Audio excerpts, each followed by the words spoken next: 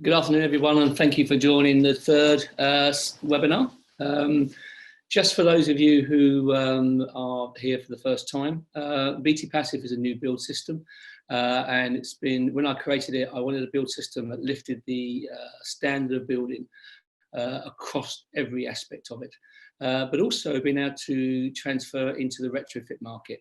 And that to me was a very important aspect of the design and where I wanted to be as a company. Today's presentation is going to be about a bit about our journey, a bit about the need, and a bit about how far we've come and really where we've got to get to as far as the retrofit program is concerned. As we all know, the climate agenda is becoming more and more focused in many of our minds. And as we go through the coming months and coming years, I think it's going to get right back again as a stimulus to get us back to work again. In fact, we need to retrofit 26 million properties in the UK alone to meet our 2050 carbon emission targets. Now, that means that we really should be doing one every couple of seconds, and we're not doing hardly any. Beattie Passive is at the forefront of retrofit and has been for some years. And although we are doing it and about to do more, you know, the take-up is, it needs to grow massively.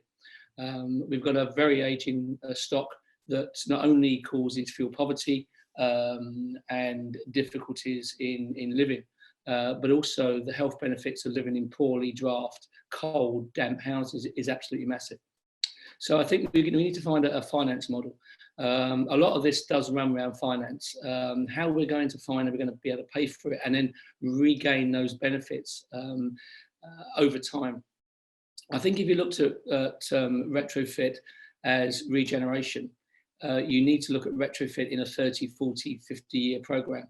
As an asset manager, you may look at your stock and try to say that, you know, yes, we're going to improve that. We don't need to do roofs. We don't need to do windows. You know, we're going to have healthier residents who are going to be off fuel poverty. So there's many, many benefits that we've got to look at apart from just the upfront cost of retrofit. And if we don't get it right, if we don't do a complete retrofit and a deep retrofit, then I think some of the problems I'm going to outline in a moment come to bear. Going to cost us 10 for the future. So our retrofit journey probably started six or so years ago, and it's evolved over time. And what we've been looking for is a system that can be rolled out really across the UK and across the world.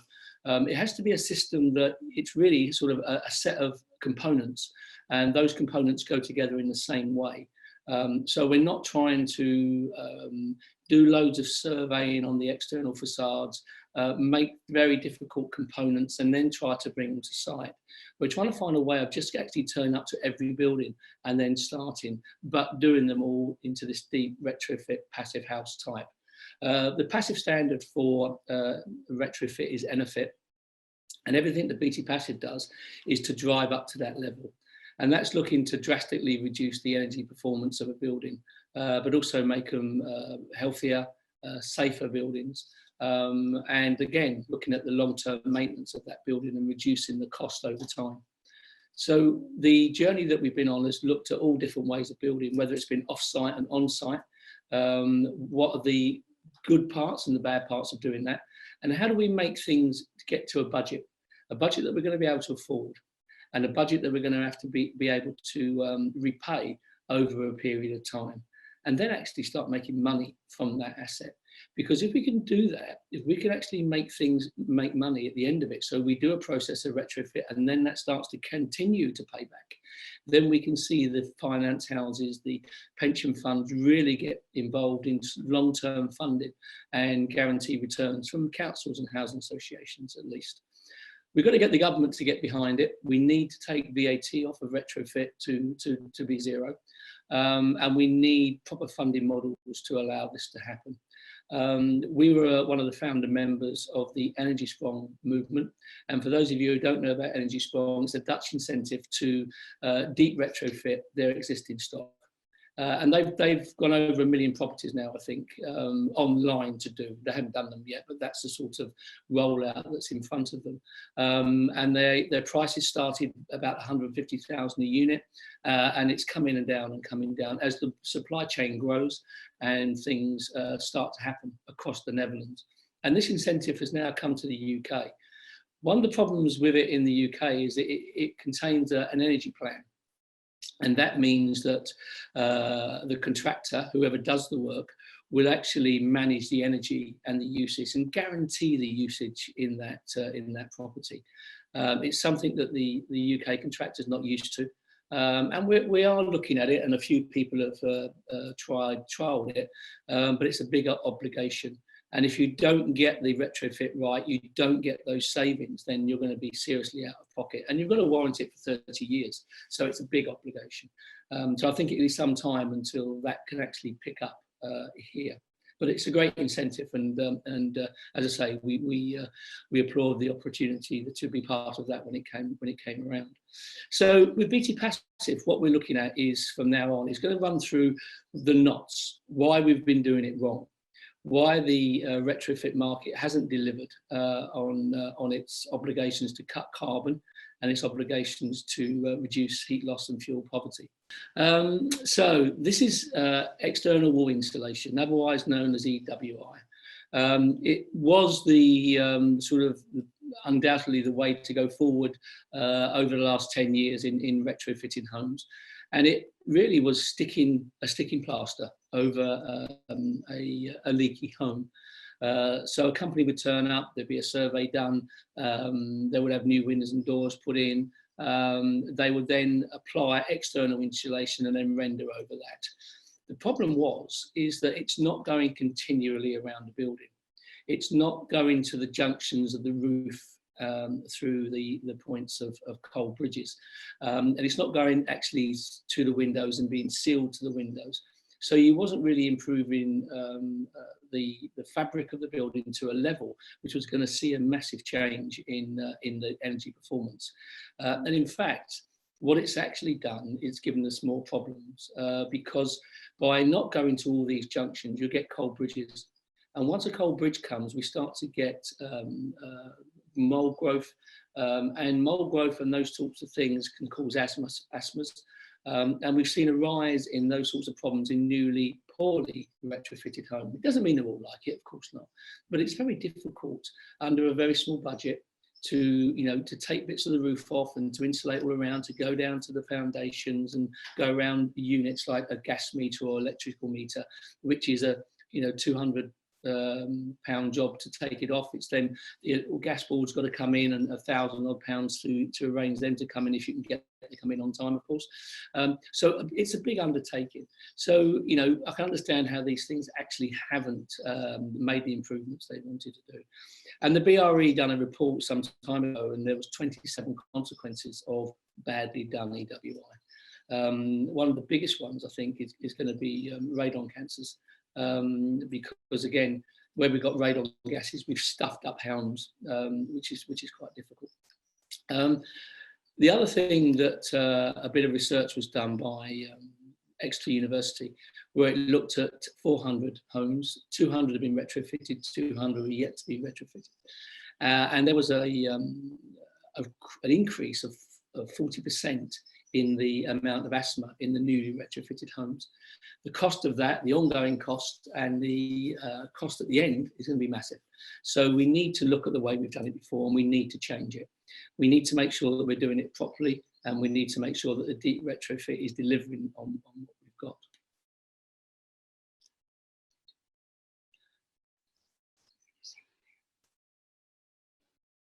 Okay, so talking about radon gas again, this kills many people across the UK and across the world. So where we're stuffing up homes and we're not ventilating properly, so we're not doing it as Beattie Passive with heat recovery ventilation. We're not seeing that. We're clogging up the walls and the vents that would originally been through our buildings. We're seeing a massive growth in I believe, radon in time, but also the mold growth that you can see on here. So quite some difficult things that we haven't been doing correctly, which we need to change. And I think that we're understanding this now as an industry. And Beattie Passive have been banging our drum for quite some time about these issues going on. When I say doing it properly, we're talking about regeneration. We're talking about taking properties that are 1950s, 1940s. If we like them, I'm going to call them the ugly stock. Maybe shouldn't, because they've all got their beauty. But they're the ones with no insulation. They're the ones with cold bridges everywhere. They're the ones that are damp. They're the ones that are cold. And what we want to do is you want to take it from the property on the left and then make it into a property on the right. You may not like the property on the right, but you must agree that it is an improvement aesthetically. That building there, which is the one we're working on in Great Yarmouth at the moment, and that will see an 80% plus reduction in energy costs. That will see people healthier with MVHR, pollen filter, and just being in a completely new environment. So we're seeing a regeneration opportunity, and I think that's really important to look at this thing as that. How do Beattie Passive do it? Okay, so if we took a normal home, what we would look to do is to completely encase in a TCosy the existing building that's there. So we take off the existing tiles off the roof, and we would put, first of all, we'd leave the felt on because people are going to stay in these buildings. We're not going to ask them to leave. They're going to be a bit of pain, and I'll talk about that later on our customer journey. But we're going to make sure that people can stay in their residence, and we can do it around them. With health and safety, of course, a major issue. So we're going to take the tiles off, as you would normally do in a normal refurb of a roof, people would stay in. And you're going to take it back to the felt, and then you're going to put an airtight membrane, and that's also a moisture membrane as well. And that's going to encapsulate the roof. We're then going to, on the walls, we're going to extend a void. And we started off done that in timber. And since we were looking at the opportunities for fire, I suppose, Gronville. So we've now done it with a non-combustible process. And we're going to create a void. And that void is going to be 300 mil, basically going across the roof, down the walls, down to the foundations. And that's really important that it goes down to the foundations, because when it gets to those foundations, there's a cold bridge that runs all the way around the ground floor.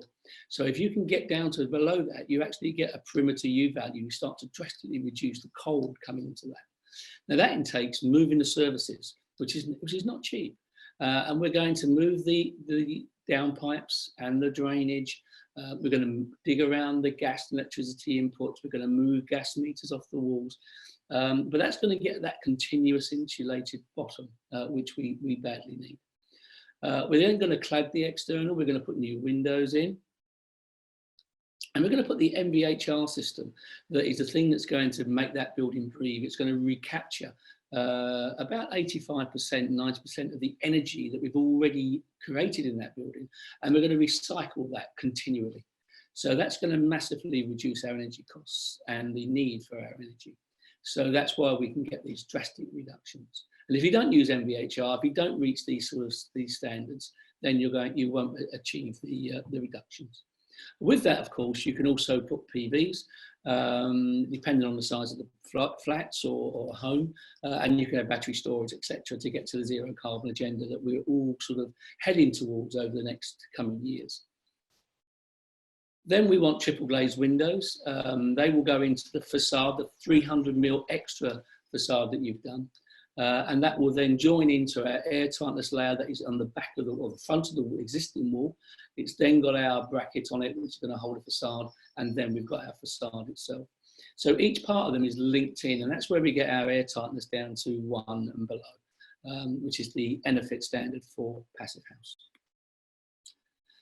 Big part of all this is about occupant engagement, and I'll go a bit more about that in a moment, but it's a very important part of working in retrofit, and one that we must all sort of strive towards. And then we've got the Beattie Passive testing and certification, which again is part of the Beattie Passive process. There is no building that Beattie Passive builds or certifies that doesn't reach its standard. We're trying to set a new standard in the UK for house building, and we hope that what we're doing, and you probably, if you've carried on with these last few seminars, can see that we are probably, heading to be one of the best, if not the best, tested, certified build systems in the world. So that's a real thing that we are striving for. So the disruption to people needs to be thought about. It's really important that people stay in their homes because the cost of moving people out is huge. And also they need to understand the amount of work that's going to go on. So again, the customer journey, which I'll come back in a moment, will outline that a bit more. The energy efficiency, we've got a majority of our homes we retrofit are in the very low category as EPCs, and we're going to have to get them up to Bs and As. That's where we're headed. So these reductions are going to happen, and you're not going to achieve them unless you're going to do it properly, and deep retrofit is the only way to do it. The health benefits, again, we've seen some real interesting and exciting things happen when you get this right. People's lives change, they become healthier, and I'll explain a few more bits on that, and some of the case studies that we've got to go through with you this afternoon. And the comfort level. If you're living in a non-damp, non-smelly, healthy environment, and it's the same temperature at 21, 22 degrees throughout that building, it's a very comfortable place to live. So we're seeing comfort in Passivhaus to be a real prominent part of the process. As I said, what we've been trying to do was to come up with a system that can refit any home. So a chap would turn up, he's got a 3D model of a house type, whether it's a cross-wall construction or a standard wimpy no-fines building or whatever sort of your archetype is in your housing stock. And you have a set of drawings and a set of plans that fit that type house stock. Everything's changing, we'll always know things are, but there's a set, simple process that they follow to really do any shape of building. And then, of course, we're hitting our zero carbon targets, which is the way forward. We've all got to think about it. And I think coming out of the crisis that we're going through at the moment, we've had more time to think, hopefully. And we're looking at the environment and the world a little bit more special. So we're going to be building our walls to 0.11, our roof to 0.11, our perimeter U value to 0.46. We're going to get our air tightness to 1 and below. We're going to have our Y values, which is our thermal bridges, the ones that cause all the transfer of heat and cold between our buildings and cools the damp in those areas down to minus. And we're going to improve the sound of that building massively. And that's one case study that we'll talk about later where that actually has shown to be such a benefit. Beattie Passive itself, in its track record, we've retrofitted now and tried different systems. We have been in a learning curve. We've had to learn because the industry's learning. We've had to learn because we want to set new standards. We've had to learn because we want to see how it affects residents. And I think we've done enough now to prove the cost and how things can go forward. We are, in fact, patented in 31 countries. So we believe that once this goes out, and it's going to happen at one day, then it can spread across the continent and around the world. So the customer journey. And this slide is just going to tell you about really the next slides that I'm going to go through. And I'll go into a bit more depth in the way the process happens and what we do at Beattie Passive to achieve that. So the first one's the architect, really. Your project will come in as a retrofit project. And the first thing we will do is, after we've sort of agreed things with you, is to look at the archetype of that and see what fits into your environment, your architectural ideas, what your planning officer would like. And so we do some concept work and look at how we can change what is there existing to something that is more pleasing to the eye and right for your street scene, etc. Then we do an assessment of the building. So again, we'll be looking at rising damp. We'll be looking at your cold spots, though it really doesn't matter where they are. We know they're there. But once the building is ventilated properly and warm, then they will dry back and go, and then they can be redecorated, etc. Looking at your current heating systems, and again, as we move away from gas boilers, new systems are coming into play, as I say, also with PVs and storage. So that assessment will give us an idea of that building and how it's working at the present time.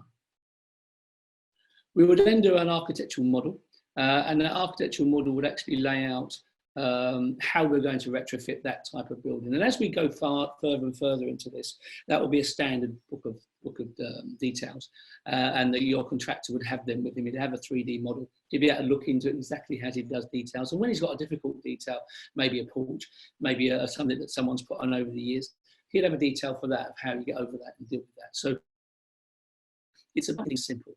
It's about making one fits all, because if one fits all, then we can get the cost down, we can get speed up, and that's what we need. Then we're looking at the engagement with residents, and this is so important. The best thing with anything is to be honest, because building never happens when it's programmed to be. You know, a plumber could let you down, that then knocks on the renderer, that then knocks on everybody gets knocked back. And in the best will, this happens. So be open. We have a program, we have a group meeting with the residents in those buildings, and we plan it, and we plan it together, and we tell them that it's going to be noisy, we tell them they're going to be disrupted, we tell them that the benefits are going to be absolutely fantastic. So a little pain now, lifetime of benefits.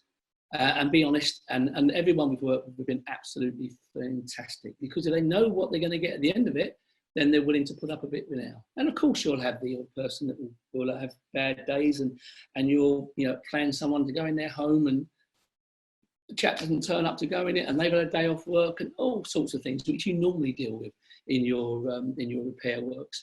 But it is about being honest and working through that. And then I think you really get the buy-in. If you're doing big schemes, I always think it's best to have someone locally, someone if you're on an estate, is part of your team. So if you can employ someone in your team to work with you on that customer relations and that journey, that's really important. And then the contractor you choose. We've got a training academy, so we will be training your contractor in the way that he deals with Beattie Passive, much like we do in our new build system.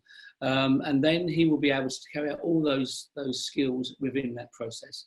And again, we back up with training, we back up with testing, we back up with the supply chain. So again, you're not alone, your contractor won't be alone. It's a partnership between Beattie Passive and yourself and your chosen contractor. We then test. I mean, the very important thing is the on-site compliance, making sure that everything's done, making sure the fire precautions are right, making sure that the structure is put in correctly, making sure we're not storing up more trouble as we've done before with other build processes. It's really important for Beattie Passive that everything is checked and stepped off and done, because we're lifting the standard here. We're not causing problems for the future. So it's really important that those processes are done. And then we certify at the end of it. So once all that information comes back to us, again, tick in the box, this has been reached, and it will deliver. If it's done properly, and it will be done properly, it will deliver. And so your savings and your health benefits will happen. The facades, the energy efficiency, the healthier homes and the comfort homes are really what we're about. Completed projects that work. You can go on our case studies and you can see them on the web now, and you can follow them through. And I can't say that everything's gone smoothly. Of course it's not. And we're now. I mean, we're 3/4 away. We're more than that. We're 80–90% through a block of flats in the Great Yarmouth. And in fact, we've had to stop, and people are stuck there with scaffolding up. But they're in a very nice, warm environment. They've got MVHR, so they get in a healthier environment. Now, if that had been 3 months ago, that may be different. But at least we left them in a position, and we've not had any issues with that since lockdown. And we'll be back there as soon as we can to fit the finishing windows and finish the site off. So it's about regeneration. It's about not thinking about it just in the cost of what this property costs, because it costs a lot of money to do this. People say, well, what is the cost? Well, for an average sort of 3-bedroom home, it's about £65,000. And when you look at it and you think, wow, I can build another one for that, you wouldn't. When you look at the infrastructure, the planning, all the things that go into that, you're never going to be able to do that for anything like that sort of money. So it's about lifting that housing stock. But what we've got to do is find the ways of funding it. And we've got to find ways over 30, 40 years. Once we've done that, once we can get those energy savings back as pounds, shillings and pence, then it stacks up and it pays for itself. And as we get more and more come, that price will go down and down and down. And we're seeing that already. So, you know, it is about investment. It is about the long term. It's about communities. It's about building employment. Doing a whole scheme in a block of flats or a house, bringing that employment into that area as well. So very much about community-led processes. Some of the case studies that I talked about earlier. The first one was really one of the first projects we did. And this was taking an existing building that we built when we first got all our patents and building regulations approval. And you may see on the right there, you can see a little setback of an extension. And that was a 2-bedroom house that we built. We then took that apart and then we remodeled it into a 2-story extension for this retrofit. And that was really proving that our buildings are totally reusable. Not just recycled, you know, you reuse every bit of the building to make another building when you want to. So that was a real good test for our build system and how green it really is. So this building has gone from a 105 square metre building to a 205 square metre building.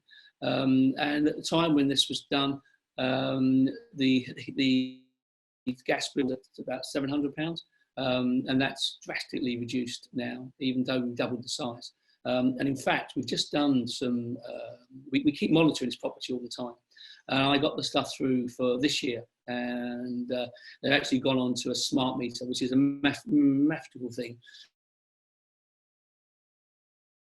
And it's actually heating, heating, cooking, and hot water. It's actually £4.32 a week for everything. And that's a winter month. I mean, that's fantastic. And that's a sort of loss of cost. That's what we need. Phenomenal now. This was the first block of flats we did in Solihull. I didn't design the facade, so not my work, but nevertheless, a massive drop again. You know, we've gone from over 1,000 there down to £166. And the improvement in the MVHR and the people living there has been quite massive. We had one gentleman that come and said, "Oh, this is absolutely fantastic. Not only I don't open my windows. When I smoke in my flat now, it's gone. I'm not doing any secondary smoking in my family." And you're thinking, well, you shouldn't really be doing that, but yeah, you manage the filters are clean properly, because you know that will clog up them quick enough. We're not going to stop people doing things like that, but the health benefits again will be quite good. Some of the feedback from the people in there, and I think it is about the environment that they're living in. It's about the sound and being quiet.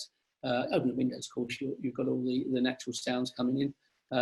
So you know, we're seeing people not putting the heating on at all in these flats. So you know, actually enough heat within that building that you know, people are using. To some people don't even put it on. What a massive saving, and what an environment to live in. Really interesting graph in front of you now, and these were the sort of tests that Beattie Passive do. We try to do a lot with universities, and a lot of testing goes on prior, and then we do the retrofit, and then the testing is done afterwards, and the monitoring. And this graph shows you the heating and humidity within a parallel set of lines of where you're looking would be your ideal location. So, you know, if I'm looking to design a building, I want everything to fit into that. And when you're designing, you're looking at, you know, the walls and the MVHR you're going to use, the heating systems, etc. And everyone is different. I mean, everyone lives differently, and you're never going to get it perfect, because some people love to sleep with the windows open. Well, why not? Up to you. You know, your MVHR is going to cost you, I don't know, probably sort of £30 or £40 a year, £50 maybe to run a year. And that's going to be regenerating every time you close your buildings up. So in the summer, like today, open the windows, live normally. You know, it's a home, which is more important than anything.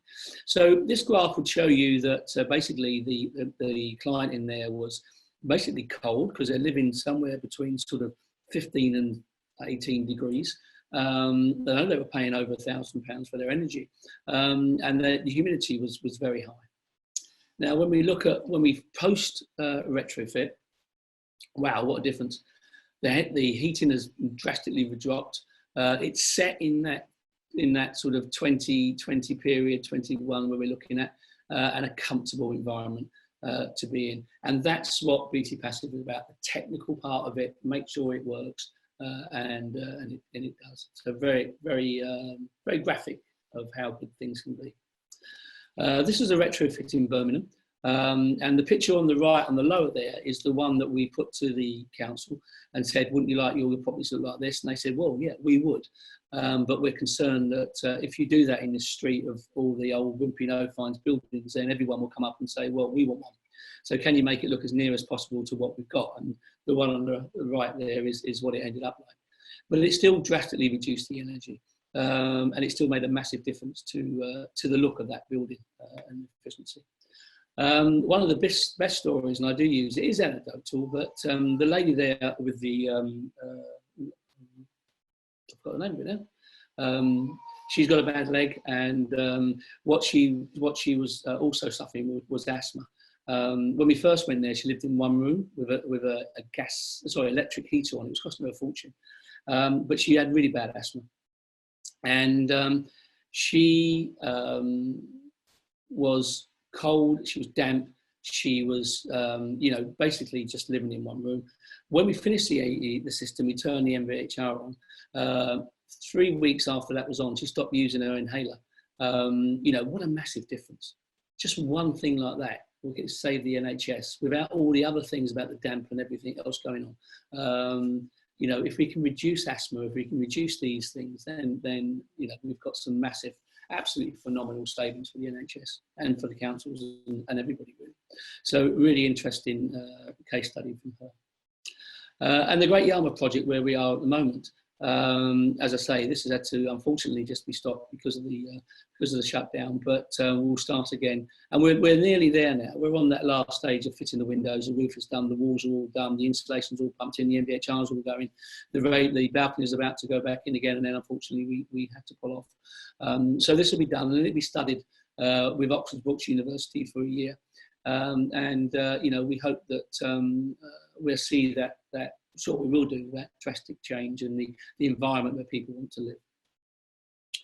One of the things we've been really interested in is fire. Post Grenville Tower, I was really interested in how we're going to retrofit tower blocks, how we're going to really make sure that that never happens again. So we've been doing, Beattie Passive, been doing a lot of testing work to look at materials, how they burn, some of it reasonably scientific, some of it not. Some of it is at building a test wall, getting a sprinkler system that's inside that test wall, completely drowning it with 400 litres of water, and then looking at moisture content. And actually the buildings recover 100%. So if you've got a fire on, say, the 10th floor, and you're concerned that it's coming through the windows, it's all non-combustible material, but nevertheless, you can turn those sprinkler systems on, completely drench the outside of the building, and then that won't affect the building at all. Just drain through a drain at the bottom, and it all recovers. That's what we need to look at building for. Those are the things we need to think of. Let's build these systems into buildings that we never use, but if we do use them, they don't cause any damage. Let's think that way. And then we've got our TCosy Plus. That's taking the existing housing stock, putting more on top, and then completely encapsulating the whole building. So we're actually getting all those TCosy properties better. We're getting those badly needed homes in towns where we haven't got the lands to do so, and we're putting those back on top. In areas like London, it's a no-brainer. Because of the property prices, you can build on top. And you can actually pay for everything out of the receipts for those buildings. But also you're going to get a massive curb appeal. You're going to get the people that live, if you like, on that ground floor on the left there, which is probably in London 650,000. When it's then turned into the one that you're looking at above it, wow, which one would you buy? Which one would you rather live in? That's the change. That's the difference that we need to make happen. We can really make a massive difference in TCosy buildings, and that's something we're working on at the moment with Croydon in London and other boroughs as well. So that was quite quick today. I hope you didn't find that too boring. I'm probably getting a little bit better at speaking now, I don't know, but it's been my first time doing these sorts of webinars, so it's strange. And we've got one more to come after this one, which I'll talk a bit about before I leave today. We're going to have a question and answer session now, so I don't know if Isabel's got any questions that have come through for me, but I'll try to do my best to answer them. And if not, Ken will be picking these up at the end and coming back to you with any more questions or any presentations or visits that you want to do once things get back to a bit more normality. Okay, thanks, Ron. So the first question we have is from Henry Sims, who says, what is the typical cost for a supply and fit of the TCosy system? Okay, so when I spoke about before, we're at about the £65,000 mark for a 3-bedroom house completely done. At the marketplace at the moment, the ones that have just been completed by other contractors, we're still about the 85, 90, £100 market. And that's really because they're trying to do everything off-site. And I think we've tried it off-site. We've made big panels, we've shipped them in, we want cranes, you want cables knocked down, you can't do them in wind, you want transportation. And it does speed up the on-site stuff slightly, but realistically, crikey, it's so complicated. Because every building in the UK is different. You know, everyone's got a window 5 mil, 20 mil, 30 mil, 40 mil higher. That means that every single one's got to be built slightly different. It don't work, it's too expensive. So we are heading that way to actually look at how we can retrofit, as I say, out of the van, 5 or 6 components that go together the same way. And that's where we're going to see that price start to tumble from 65 to 55 to 50 and downwards. But it's about numbers. It's about actually getting more and more units done, getting more and more contractors built into it. And then we will see the savings really come together. Okay, thank you. We've had a couple of questions along the same lines, so I'll ask one of them. But will a TCosy system be appropriate for traditionally built terrace properties? This one asks in particular, is it that fronts onto pavement with no side or rear access? Do we have an internal option? No, you can't well, wrong. Yes, of course you can retrofit internally, but it's crikey, it's expensive. You imagine it, you've got to get back to the walls. You've got to do it properly. That means if you've got internal joists that normally sit in the wall, they're your cold bridge, they're your damp pieces. You've got to go around all of those. You've got to air tightness everything. So Beattie Passive think it's not really an option. We are looking, next generation of Beattie Passive is looking at 3D printing, taking the Victorian houses, the villas, the beautiful detailed ones. We will screen print an exact copy of that, stand that in front of the building and then pump behind that. So that's the next generation. And that will, again, speed up processes because it will all be mechanically done. That's the next stage of our innovation with Beattie Passive. But, you know, when you're looking at internal, not really. And there's going to be a lot of housing stock we just can't do, you know, and that's part of it, you know. I think a lot of us, you know, if we live in buildings that do cost us a lot of money, then we will be fined. We will have carbon tax on us that, as we go forward, where people say, you know, you've got to cut your carbon emissions, and we say, well, how do we do it? And they say, well, you know, you can put PVs on, you can put trees, you can do things. But I think in the end of it, it's going to be a lifetime choice, you know, that you live in. Okay, thank you. Jamie's asked that you talk about previous lesson learned and what difficulties have you worked through in previous iterations. She asked in particular, is there any impact on the fabric of the building in terms of dampness with enclosing it on the outside? No, because what you're doing is you've got a warm environment. Now, if you've got a warm, ventilated environment on the inside, what you're going to do then is those dampness that's come through. If you've got rising damp, it needs to be sorted. So if you've got a source of damp, whether it's a leaky boiler pipe or whatever, that needs to be eradicated. But then you're actually controlling the inside of that building. And then that brickwork that you previously had that was outside becomes inside.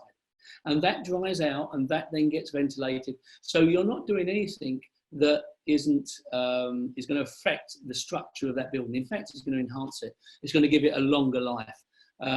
So the building outside is all breathable as well. So, you know, it's about doing humidity checks and making sure that everything's all right. And we have, in the system that we test, we have humidity sensors in the walls and testing everything as we go forward. So, no, your actually buildings are going to be better. But you've got to sort the problems out. Your problems won't go away. If you've got something leaking, you need to stop it. Okay, so Idris has asked, what is the procedure with a mid-terrace house? Okay, good question. There isn't one. What do we do? We've just had some in Nottingham that we've been looking at to do, and a lot of time we started off with that where we won't touch it, and that was my way of dealing with it for a few years really, and then I felt, Ron, you're chicking out a bit on this, because that's in the Netherlands they do them, and they have some great statistics they say, and I don't think the statistics will be as good. But I think what will happen if we don't start doing them is the neighbour next door will start becoming the poor relation. The client next door who hasn't had it done will start saying, "Oh, my house is worth a lot less money than my neighbour is," and so we're going to see this race to try to get to that position. So I think we're not going to achieve the sort of savings that we got because we don't know how our next door is living. We're going to struggle trying to get the air tightness of it.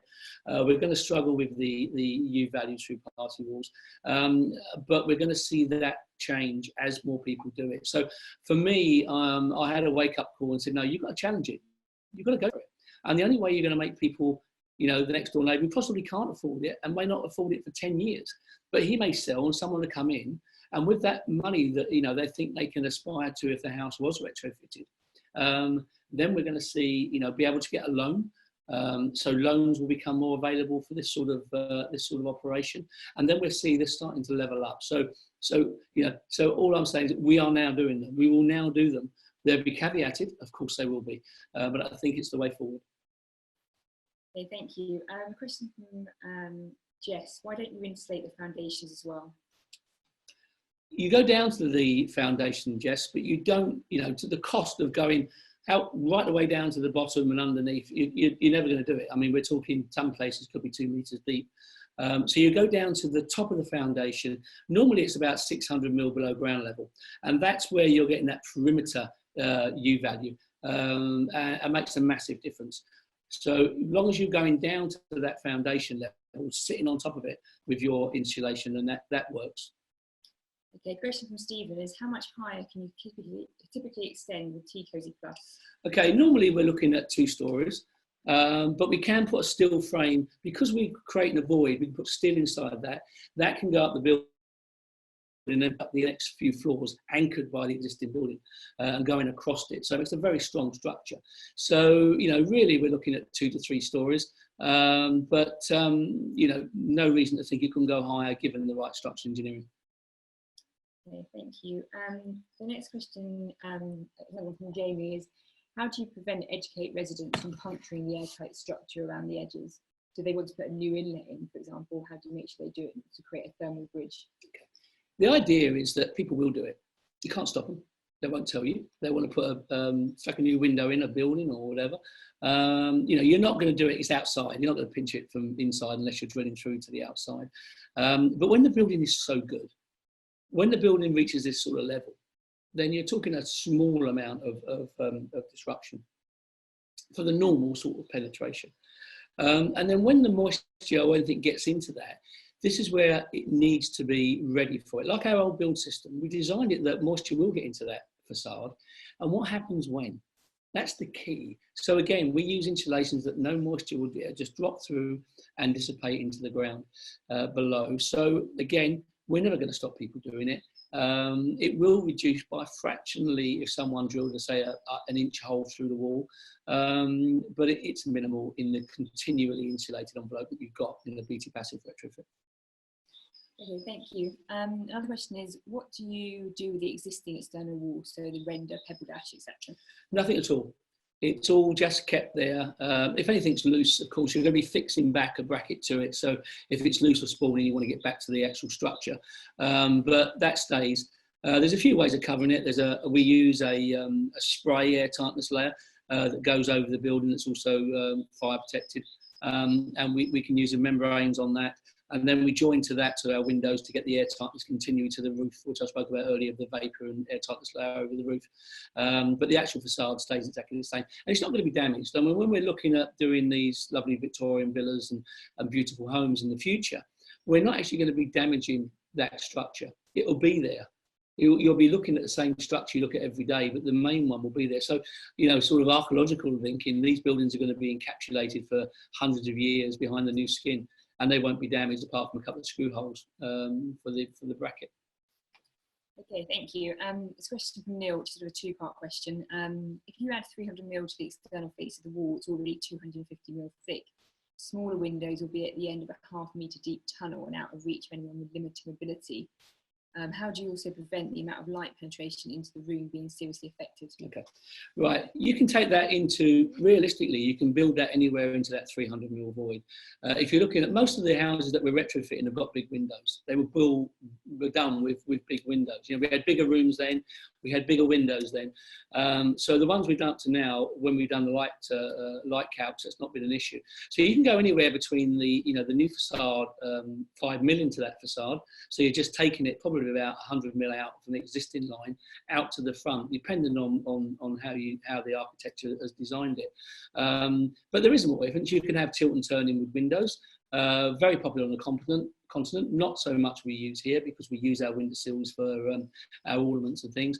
Or you can have self-opening windows, you know, with an arm. But there's always a compromise. And when you've got a nice clean line, when you've got new windows, you know, when you've got an environment which is healthier in with anyway, and you're getting all the benefits, then we're not seeing that as a major problem. Of course, for some people it will be, but there are those ways of getting around it. Okay, thank you. Derek's asked, are there any additional structural requirements on the existing structure from the TCosy system? No, I mean, we have done wimpy no-fines buildings where we found it, you can't put something on the structure. You know, there's nothing there to fix to. So we've had to put a sort of steel frame to pick up the roof load, and then we managed to fix to the cross floor and then the ceiling joists. So we picked it up in a sort of semi-frame and then done it. But you're looking at really, again, apart from the sort of, if you like, the houses that were built in sort of the wimpy no-fines ones, some of those sorts of buildings, most buildings are brick and block, quite strong, you know, good ones. We did have some in the Isle of Man we were looking at where the during the war they run out of cement, and so they used lots of lime in the cement there to form cement in the sand. And over the years in the Isle of Man, the weather had run them around and all the ties had lost down, so the outside skin was in the wobble. In that scenario, we were refixing that outside skin in with some Hilti ties, and then going on to the outside skin. But that outside skin could have come down. You know, it could have been easy just to take that down and then put the envelope over the top of that. So each one is different, and that's where the survey comes in. That's what you're looking at, how that building will structurally stand up to any modifications. Okay, thank you. A question from Tony was actually touched on what you just said. His second part of the question was, whose windows and doors do you use? Okay. The passive certified windows and doors, if you can. Don't need to be certified this much these days, but with the right PS and U values, they are on the market by many people. We use most manufacturers, depending on the sort of, I suppose, the client really. You can go, you know, you can spend a lot of different money, like anything on windows, whether it's solid timber, timber clad aluminium, or UPVC. So there's a whole range, but they're all to that standard of 0.78 and below. Okay, thank you. Question from Stephen, what is the process for installing the membrane? Okay, as I said before, when you're looking at the roof, you're taking the tiles off, you're getting back to the felt so you're not letting water in. You then encase that. You then either spray or with a spray membrane over the brickwork or render or whatever. If it's timber work on the building, you're taking it off and put a membrane back onto the timber, which is an airtightless membrane and vapor check membrane. And then that goes down to the foundation level where it's sunk into the ground, into the foundation detail.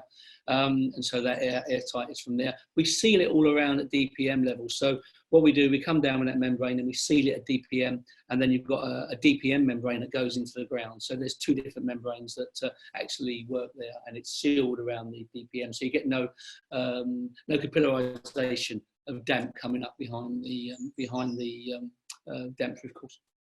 Okay, thank you. A question from Donna. How do you fit the MVHR into blocks of flats with no ceiling void? Okay, what you're doing, you're putting on the outside of the building. Okay, with fire stops at every level and fire stops when it comes through. Basically, you're using that void outside as your level. Now, you can do it where we've done it in continuous ducting, so there's no joints, or you can do it with steel ducting that is radial and can be jointed and sealed. But because it's in that environment, it's not going to be affected by any water or moisture or anything in that environment, so it's going to last for many, many years. And that's all external. All you're doing is going into the house, drilling through from the outside and fitting the cow onto the inside. Where you've got an internal room, then you're going to have to take a bit of ducting through that into that internal room. There's maybe an internal bathroom or something you can't get to, so that becomes a bit more of an issue. But we've looked at all different systems. We've looked, at different ventilation systems, and realistically, to get the improvements, to get it done properly, heat recovery ventilation correctly done. Sometimes we have to just beef up the machines because we want them outside. We want maintenance to be done outside, so we're not going into those buildings as much as possible. But there are, there's new systems coming, and through the wall MVHR systems are around. We're just looking at problems with noise. When someone's got a fan in and you're watching TV or bedrooms, it's not ideal. But as things go forward, more through the wall sort of systems will get better, and that will help the retrofit market. Thank you. We've got 5 minutes for a few more questions. So Francis has asked, are there ways to allow inspection post-retrofit of the original building construction system, i.e. to check for deterioration of concrete, etc.? Well, I don't think that realistically from the inside, then yes, you could do that. But you've done your pre-structural tests, you've done any repairs. If there is, say, flaking concrete on an estate, that would have been made good. It's not going to get any worse, but you want to make sure that it is in a situation that isn't deoxidizing behind the scenes. So it does need to be covered, whether it's painted or it's cemented in. So you want to make sure that structure's right. But realistically, once you've done that, the new facade will breathe. The actual concrete or brick building will be inside. It won't be outside anymore. It won't be taking the elements. It's going to be, a decorative wall inside your home. Yes, it's part of the structure, of course, and taking weight load, but it's not taking any more than it did before, because the system we put on the outside is very lightweight indeed.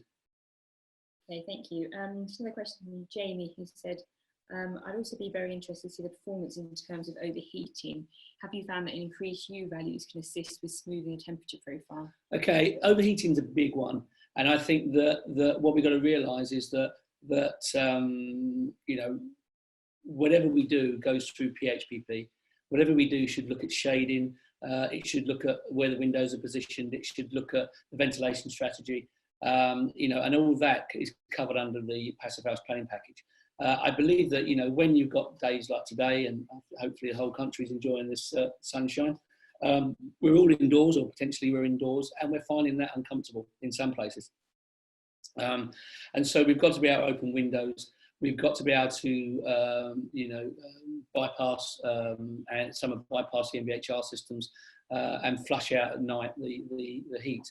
But what we've done, we've got our first retrofit on test in Oxfordshire, and that is really, we've got some 3 metre by 3 metre windows there, some big windows. Sorry, 3 metre by 2 metre windows on the south elevation, and the client's done nothing to them.